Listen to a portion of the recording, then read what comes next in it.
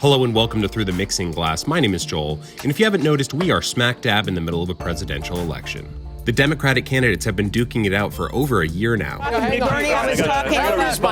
And next week's Super Tuesday primary voting could tell us who the nominee will be. So let's celebrate our American democracy with a drink. And given our incredibly polarized American society, what could be more appropriate than a split-base cocktail? That's a cocktail with two different liquors. Let's get started with a drink of my own creation, the Super Tuesday Swizzle. First to go in the glass are 8 mint leaves. Fun fact, somehow there are still 8 Democratic candidates trying to get the nomination. That's so much malarkey.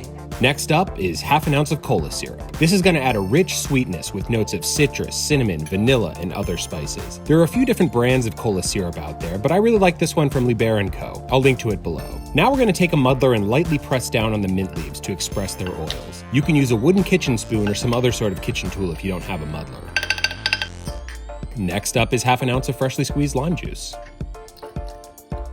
And before we add our booze, I'm going to give it a few dashes of bitters. I'm using tiki bitters because I think they'll play well with the cola syrup. But if all you have is Angostura, that would work great too. Use whatever you got.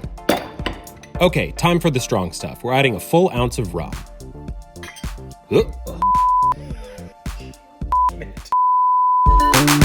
You're not required to spill while pouring, but if you want to capture the spirit of the Iowa caucuses, it sure can't hurt. And last but not least, a full ounce of Kentucky bourbon.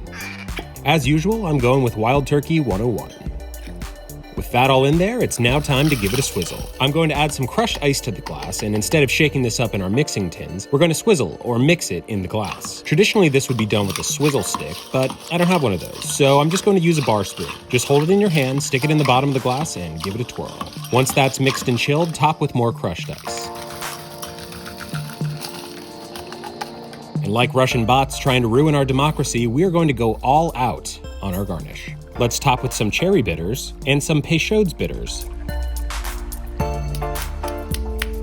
How about a sprig of mint? Clapped first, of course. Not 1, but 2 cherries. And what the heck, let's finish it off with a lime wheel. All right, let's give it a try.